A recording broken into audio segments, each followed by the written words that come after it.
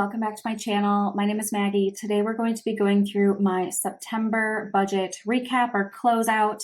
So let's go ahead and dive in. I'm going to try to leave some timestamps down below of the different sections of this video. Let's go ahead and begin. I am a zero-based budgeter. So the first thing I like to start with is my paycheck report. So I budget based on just my salary, and then throughout the month I may receive additional income. So I don't really account for that. So it's helpful for me to start kind of with what came in so that when I explain where I allocated everything, it kind of makes sense. So here is the paycheck report. I just write these down as they kind of come through. So I have my 2 salary checks.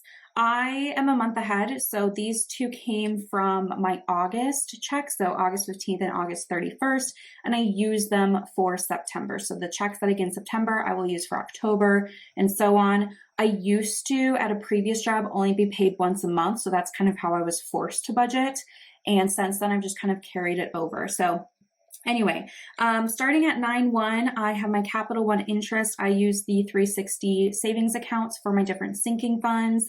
I made $11.61 across all the sinking funds, which is great. I did have a work reimbursement come through, $47.58, so that was great because I kind of already paid for those expenses, and now I've got a little bit of back. Discover cashback, $30.76. My Discover credit card is a cashback card where everything you get 1%, but then each quarter there's a certain category that gets 5% cashback.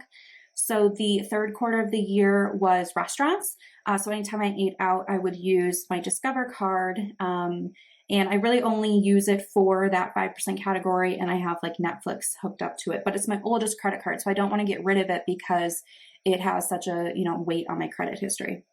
Anyway, Mr. Rebates, I cashed in a check for $25.88. Mr. Rebates is similar to like Rakuten or Ebates, if you've heard of those. I prefer Mr. Rebates. You get to choose when you want to cash it in, so I'll let mine build for a while. I do have a referral code down below.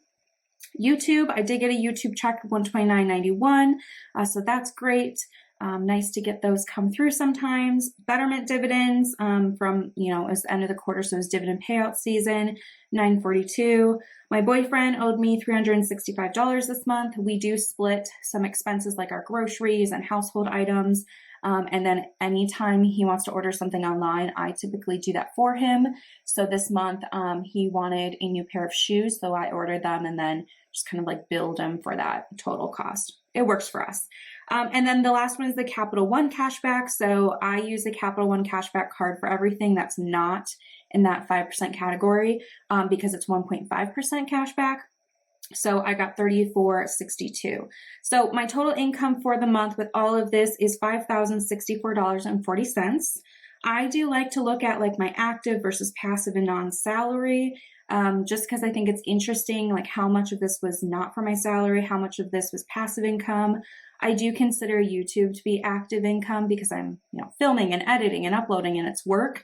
Whereas like, a work reimbursement, I just fill out a form and I get money. So everybody categorizes active and passive differently, but that's just fun for me to see.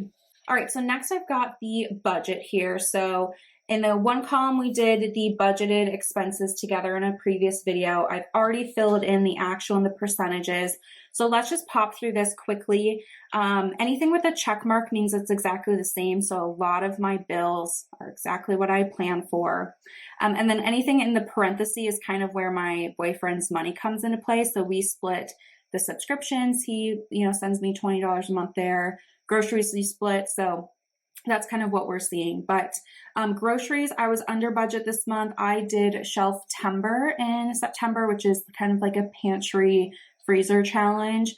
And I'm really, really proud of how I did here. So I only spent $207.73. And like $50 of that was from the liquor store even. So really I'm closer to like $150, $160 on like food for the month, which is absolutely insane. Now you can't do it for a long time, like you use up everything in your house, but it was really nice to do that. Gas, I was under budget. I budgeted 60, spent 54.56. And what I've decided to do is any excess, so like the couple dollars that was left over here, I'm putting into my car fund, just because I feel like, gas and car related. So that's what I'm going to start doing just with anything remaining. And then spending $877.52. I'm always over on spending. This is my personal spending, so eating out. I did buy some clothes. I don't know. I was in the Twin Cities to see some friends, and I had opportunities to go to Target and Home Goods and like places that I don't have living where I live now. So that definitely influenced it. And I ate out a lot more. Like when I was in the city for a week, I ate out dinner with different friends every night. So I'm not beating myself up about it. I still, for my percentages here, my total expense section came in at 54.83% of my total income. So, yes, I spent a lot of money eating out and whatever, but in the grand scheme of things, it's not the end of the world. Okay, funds, all of these are up. There's a couple I really want to specifically talk about. So the first one's annual. Every time I get a YouTube paycheck, I do set aside a third of it into this annual cost to help me pay any taxes that'll be due, a tax season. What else can I say? Car. So I only budgeted $50 to go to my car, but I actually put $757.43. So let's talk about that. In September, like I said, I was going down to the Twin Cities, and there is a particular car, like a repair place that I've gone since I could drive and really trust them. And I thought, well, let's get an oil change. And then I looked at my tires and I was like, gosh, I really thought I could go to the end of the year, but I'd rather get new tires before winter. I live in northern Minnesota where there's, a lot of ice, very heavy snowfall. It was more important to me to have the tires sooner than later. So I had to kind of rearrange my budget. I already had some money in this car fund, but it cost me almost $1,200 for everything, for the new wheels, the new tires, the alignment, the oil change, all the things. But it was important to me. So I ended up shoveling a lot of money towards the car fund, but it all worked out. I didn't even have to tap into my emergency fund, which I planned to do if it was over $1,200. I had about $1,200 saved, but I didn't have to do that. So that's great. And then emergency fund, I only budgeted $20, and I just want to shout this out. So I only put $20 in. This $845 is from the interest. So if you don't have your emergency fund in a high interest savings account, I highly recommend it, because I made $8.45 this month without doing anything. And so it's really, really great to see that number build without really trying. So all in all, my fund section, 37.24% of my total budget. Investing, so I originally planned to invest a lot more in my Roth IRA, but because of my car service wasn't as high, I still am happy that I got past 300. I was hoping just to be past 150. I originally just put $100 in for the beginning of the month, and I was able to add more. So that was really great. 6.82%. And then I did have kind of a little bit of a gap in my bills checking account. I don't really know what happened. I started to investigate it, and I was just getting frustrated. So I decided that's fine. And I just need to put 56.25 in there to kind of keep a little bit of a cushion. Whatever, 1.11%, not that big of a deal. So that is the actuals. Okay, so here are the sinking funds. I like to kind of show you whether it's up or down versus last month and talk about what came in and out. So annual is up compared to last month.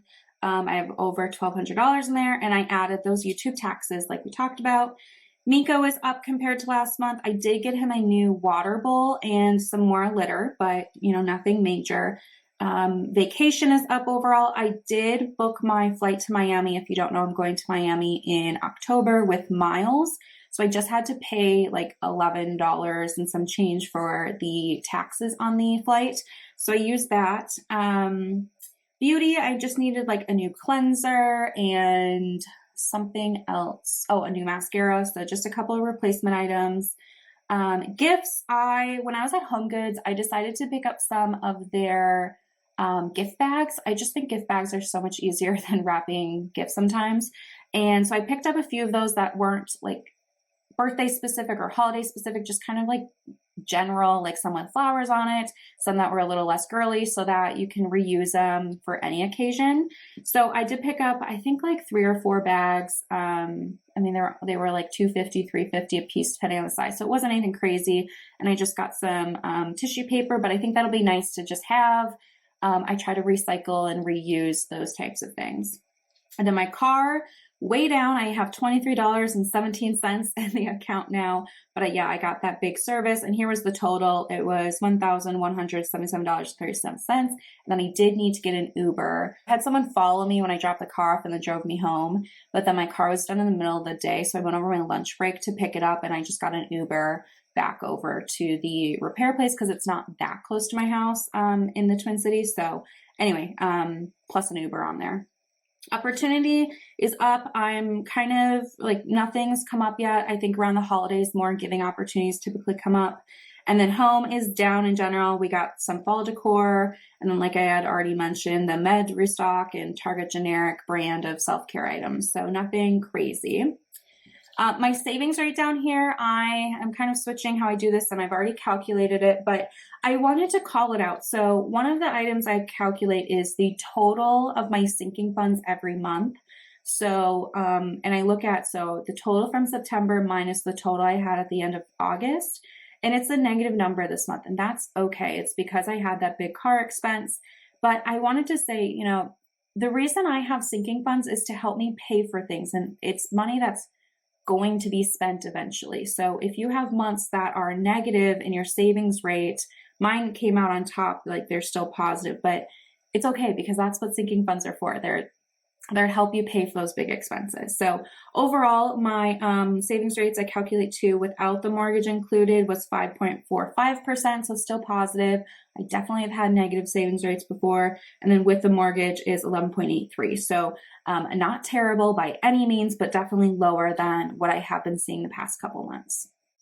Okay, with that, let's get into some of our trackers. How fun. So the first one I have here, which I need to get my highlighters out, is my retirement savings goal. So I'm wanting to put 15% of my salary into retirement this year, and that goes across 3 different accounts. I have a Roth 401k, a Roth IRA, and an HSA account. So this month I was able to put $1,012.51 into those different accounts. And again, this is just my contribution, not what they're earning. So I have for my goal $4,449.54 to go.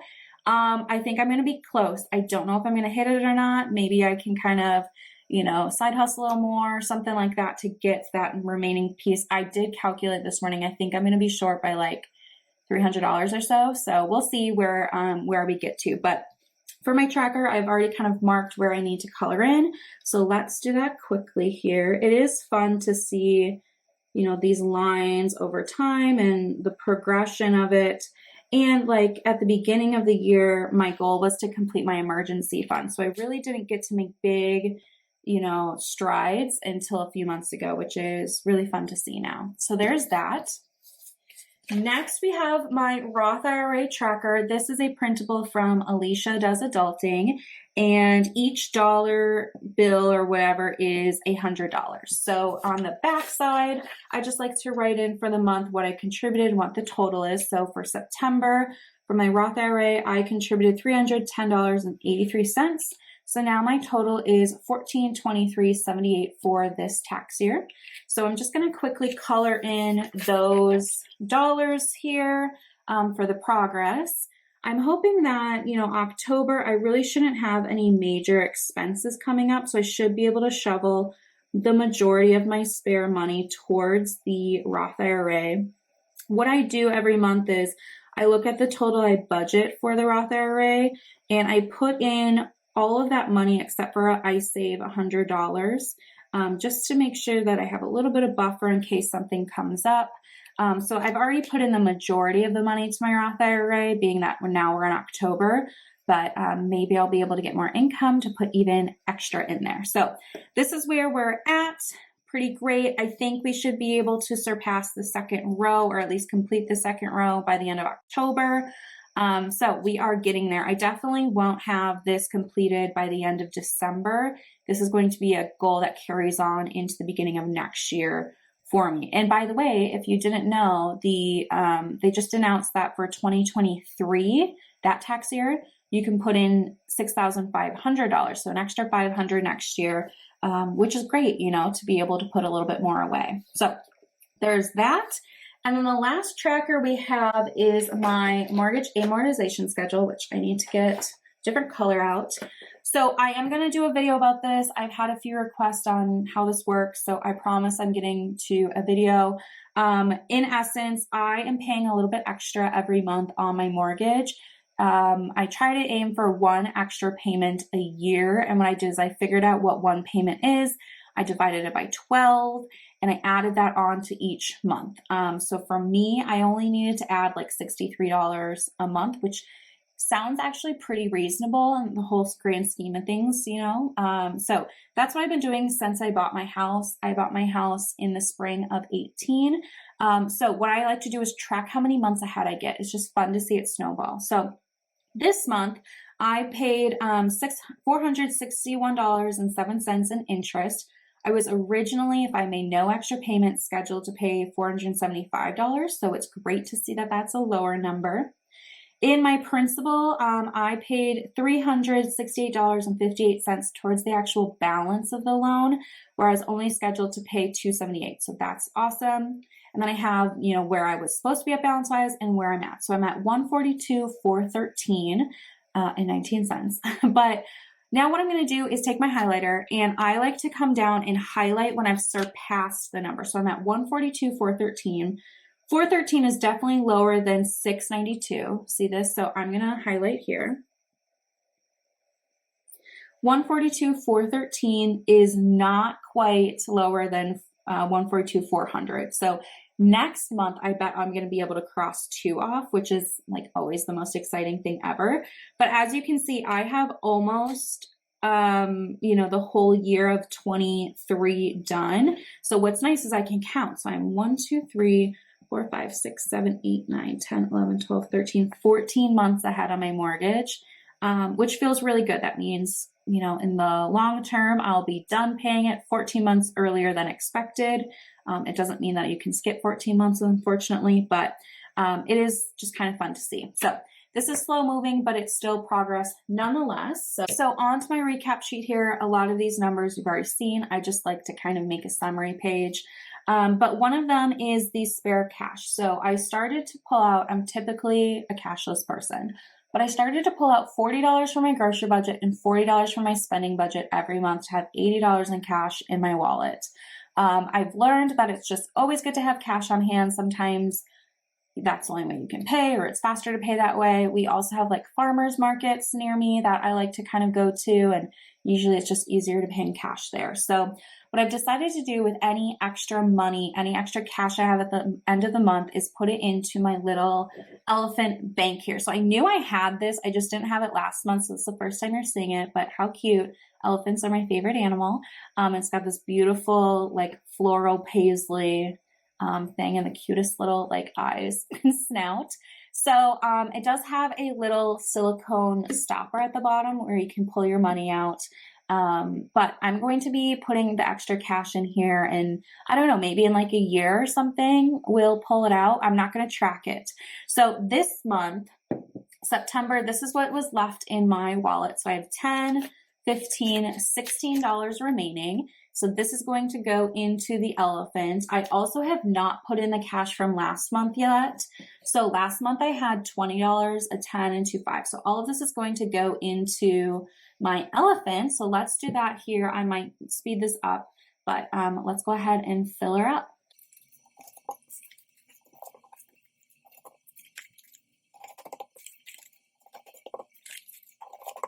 Okay, there she is. She got fed today. Great to do that. I think this is gonna be really fun. So I'm gonna put this aside.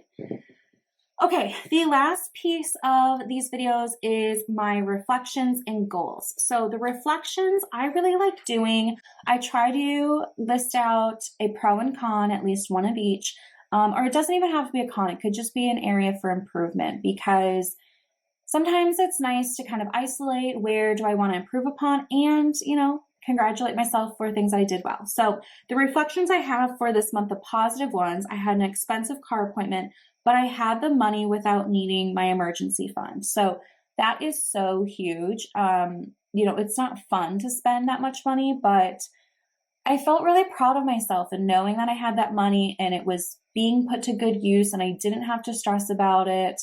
That just felt really, really great. And it also affirmed that I definitely need to keep having a car category in my life, because things like this are going to happen. Like that's part of owning a vehicle. I also am proud that I put in more to my Roth IRA than I budgeted. So I originally budgeted, what I had, and then had to move it to the car. And then I just put $100 into the Roth IRA, but I ended up with $310. So I put an extra $210 in, which felt really good because that was not, the primary goal. And after I had this car appointment and I paid it, then I could focus back on that. And then the last one I put here is Shelftember, that like pantry challenge that I did. It really helped me shop through my pantry and my freezer. I had things, that had been in there for a while. I had like half, boxes of half, done different pastas. And it was good to just like use those up and also get to some of the meat in the freezer that had been there for a couple months. So I'm really glad we did that and ready to kind of, get back onto normal. Some reflections, high spending in the eating out, especially when I went to the city. So I may need to consider this for like my vacation fund, maybe like when I go to the city, because I go out with friends and, I'm eating out way more, but it's for a good purpose. Maybe I need to like factor that into my vacation fund a little bit more and have like, okay, when I go to the city, here's an extra $150 or something like that. And I also had some unplanned fall decor purchases, but we love them. So it is what it is. Let's talk about goals. So the first ones here are the September goals, and I actually hit them all. Wow. So save the car service, did that, check that off the list. 150 in the Roth IRA. This was like kind of the stretch goal. Nailed it. I did finally complete Millionaire Next Door. I'm not going to lie, I did kind of skip through some of it. I just found it to be really repetitive towards the end, and like it go deep into buying a car. And like, I don't care. So I would skip through the car chapter and go to the next one. So did I read every page? No, but I did learn some valuable things. I did have spare cash at the end of the month, and I did forecast the end of year with my paycheck changes. So we did re-enrollment for insurance. So the new paycheck amount with the changes to insurance are like finalized, and I could plan through the rest of the year. And I also wanted my groceries to be $350 or less, but I totally did that too. So win, win, win, win, win. Okay, October goals, stay within my vacation budget. So I'm going to Miami at the end of October. I'm budgeting $800. I already have the flights, the hotel, everything like that. So that's really just like the spending money, the eating, the drinks, the whatever. And I have $800 as the goal. So my hope is to stay within that. I would like to put $750 into my Roth IRA. This is a little bit more than when I budgeted. So, hopefully I get some good cash back on the credit card rewards and all of that this month. I also would like to have some spare cash at the end of the month so that we can fill up my elephant. We might need to name her. Let me know your name suggestions down below. And then I also want to start kind of planning my holiday gifts. I know that November is Black Friday and there's a lot of sales. So I kind of want to start thinking about who am I going to give gifts to. I kind of already know that and kind of know a rough budget where I'd like to stick around, and then start to look for ideas. And then I can see if any of those kind of have sales. So that's something that I want to start thinking about so I can be prepared. I also need to do my Q3 financial goal check-in. That'll probably be another video that I post on the channel. I'd like to keep my expense section of my budget at 63% or less.